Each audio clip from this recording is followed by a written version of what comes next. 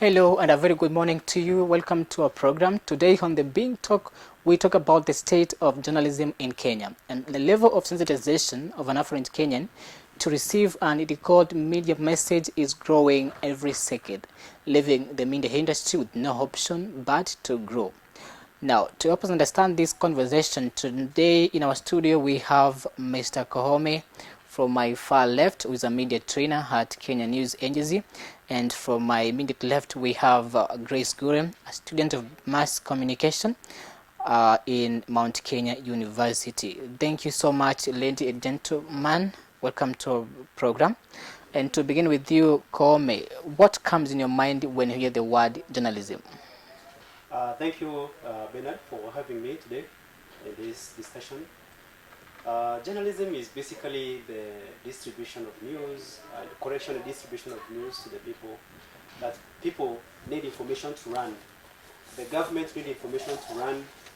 The world all over. Information is crucial to advancement of humankind and all that. Information is crucial to everybody. Well said. Grace?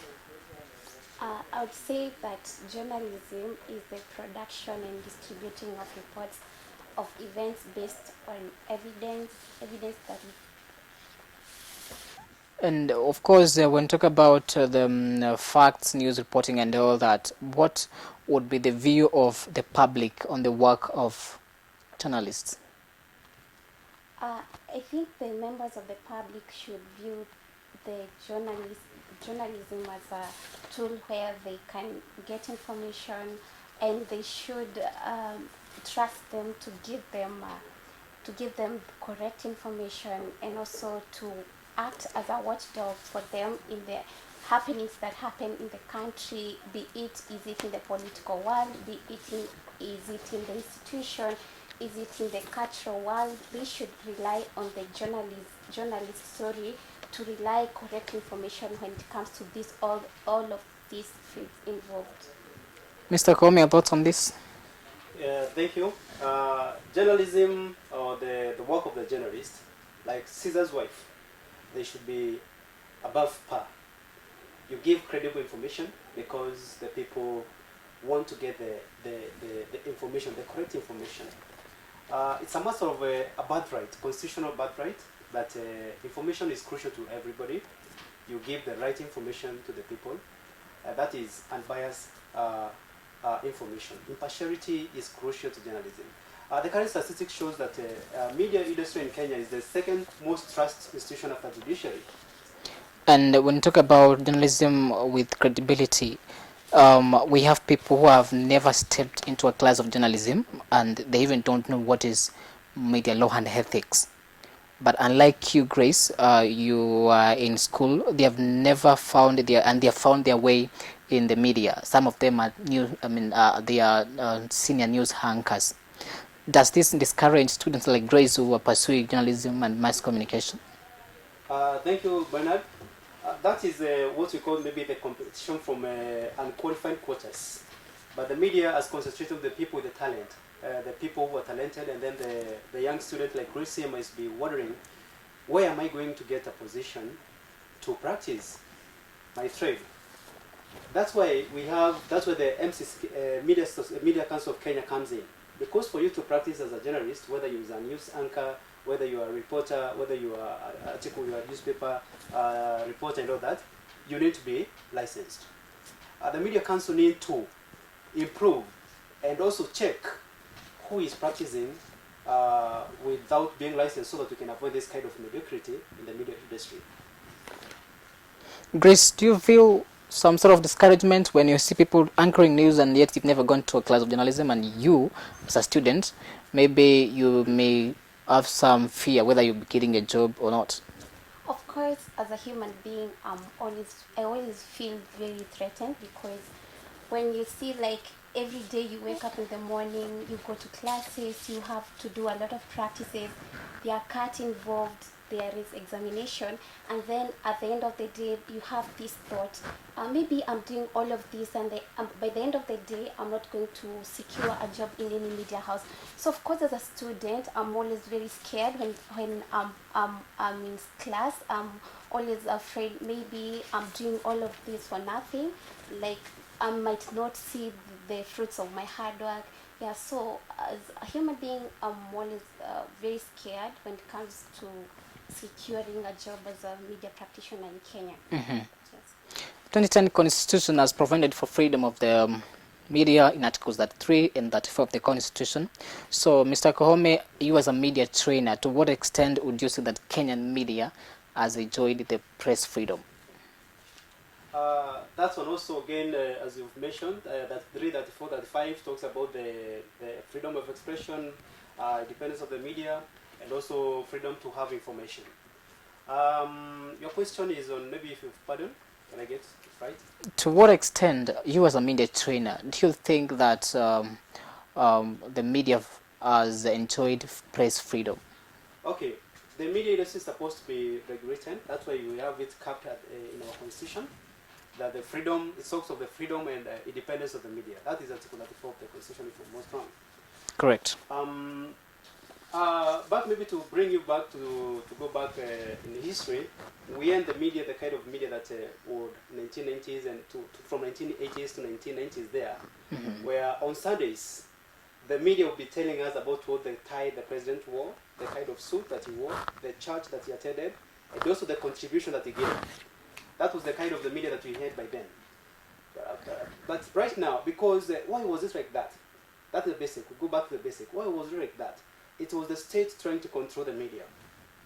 The media industry in Kenya has a dark history of being censored by the state. And also something also we're witnessing right now, though we can say that the independence of the media has claimed independence over the time, but the media is self-regulating.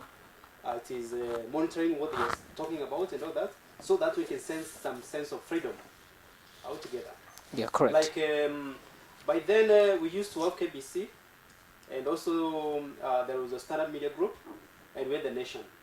And the government had a way of controlling or having a share in these big media houses for the purpose of maybe to advance a political campaign.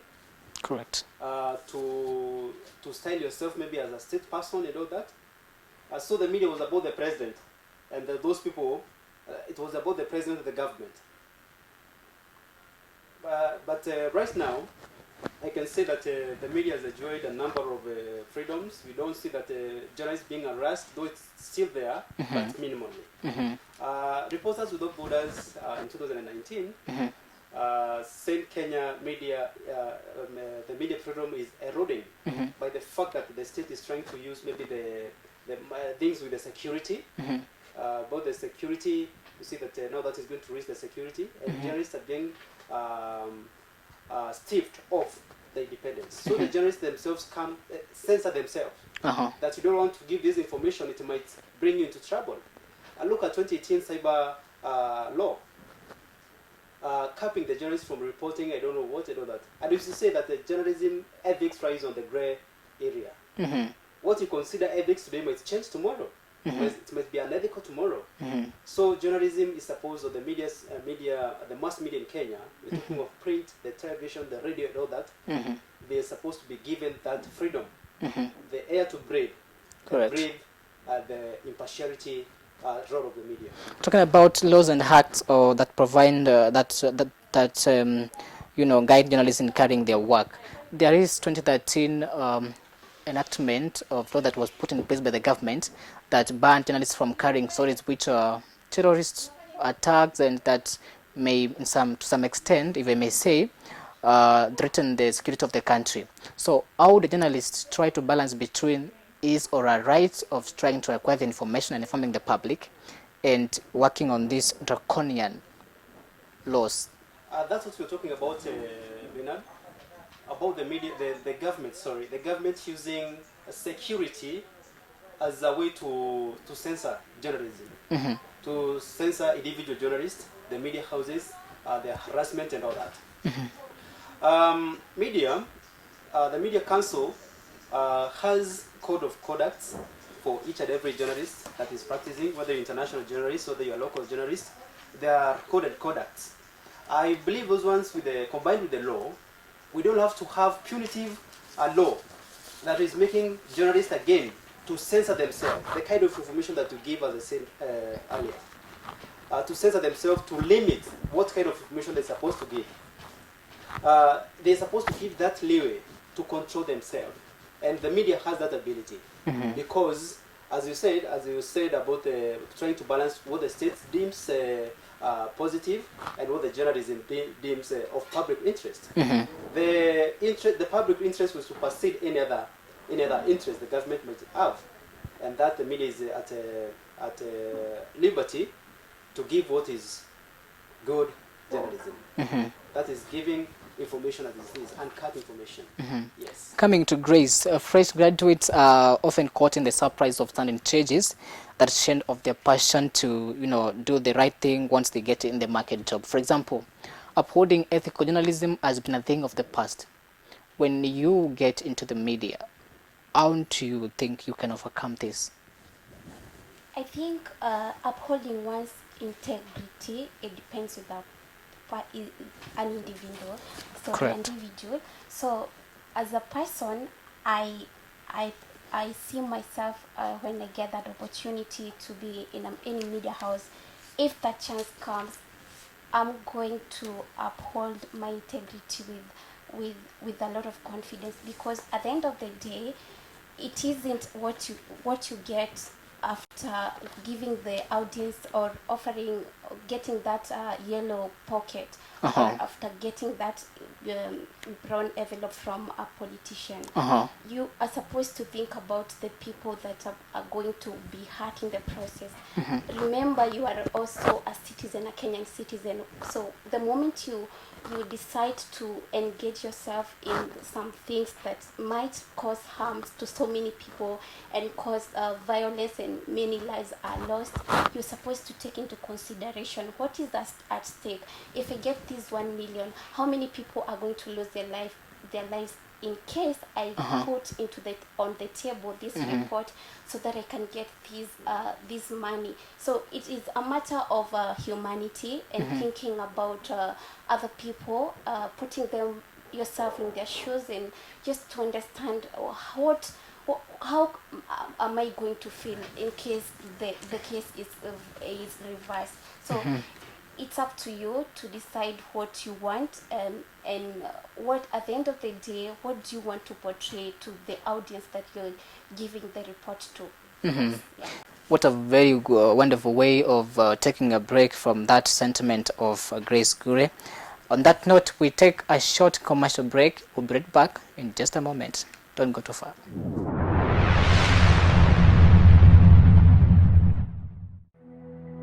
Over the years, Mount Kenya University has built an indomitable brand through provision of quality degree programs.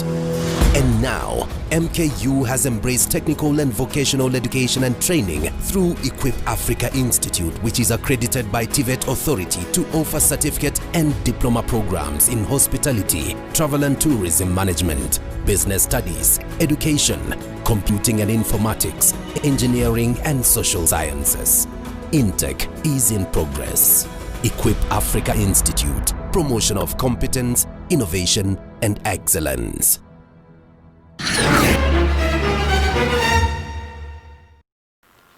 Many thanks for staying with us and welcome back. Before we went on break, we were talking about the ethical issues on journalism by fresh graduates from university. And Mr. Kohome, let me ask you this.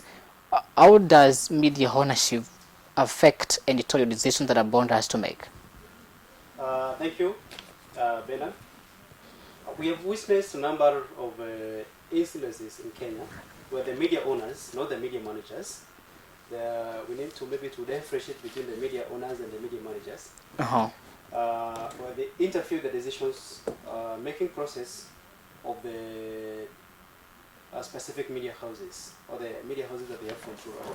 Correct. As I said, when you were trying to reference on where we started as the mass media, the history of mass media in Kenya, The government, for example, in the case of Daily Nation, the president or the government was in bed with the owner so that to exercise direct control. Because if he says that this is my friend who is doing this and that, so don't have like for example, I am the media owner, for example, and you are the president or the person in power, person of influence and all that. So whatever Grace does is in direct control. There is no independence of her as a journalist to practice independently. There is an upper hand. Recently, we have seen the K24 news anchor, Ann Kiguta, resign. And one of the reasons, the main reason that she termed in her post was interference from the media, from the managers. From the media management. There was maybe an upper hand of the media owners trying to say that don't bring this one, don't bring this one. Of course, we know who owns K24 Media House. I'm not trying to mention any names, but we can, from the actions, the people. Why is it that maybe when she brings specific people in the show, the punchline as it was called, the show is cancelled? Why? So we can see that maybe there's some political interference. That's one of the challenges. In 2017, to make a reference, SK Macharia came out publicly supporting the ODM candidate. Sure. That one alone cast aspersions on the independence or credibility of this media house. Remember, I don't know this in 2017, where the opposition said that they're going to have a parallel tally of the votes. Exactly. Also, Royal Media, through Citizen, they announced they're going to have a tally too. So what does this one bring to the mind of the person who is watching, the immediate person who is watching this one relying on the Citizen TV or the Royal Media House, Royal Media, for information? Suppose you are supporting the government or the other competitors at the other side. Are you going to take that this person, they have credible information? Already, because we know that the hand of the media owner is there, it swells even the credibility of individual journalists. As, for example, Grace is lucky to work in Royal Media as a political reporter. The person outside there will see Grace as being controlled as a puppet of the media owner. You lose the credibility, the media owners, by interfering with the media decisions, the editorial decisions as we put them, will interfere with the credibility of the information that is given, the credibility of the individual journalists, because they are people with their own credibility and all that, and the credibility of the media house that they represent. Thank you. Grace Gure, you as a student, we know that a lot of students from certified universities have graduated without mastering the professionalism in the media. How does this affect accuracy and fairness that flows the news coverage?